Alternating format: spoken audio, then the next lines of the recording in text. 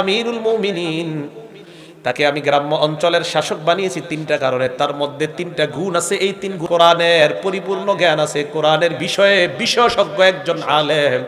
তাই আমি গোলাম হওয়া সত্ত্বেও তাকে আমি মক্কার আশেপাশের এলাকার গভর্নর বানিয়ে দিলাম। কোরআন কোরআন আছে তার মাঝে। 2 নাম্বার, আলিমুন বিল ফারাইজ, এই লোকটা ফরজ বিদ্যা সম্পর্কে অনেক অভিজ্ঞ। 3 নাম্বার, কাজী, এই লোকটা বিচার কাজ জানে ভালো, এই জন্য তাকে গভর্নর বানাইলাম।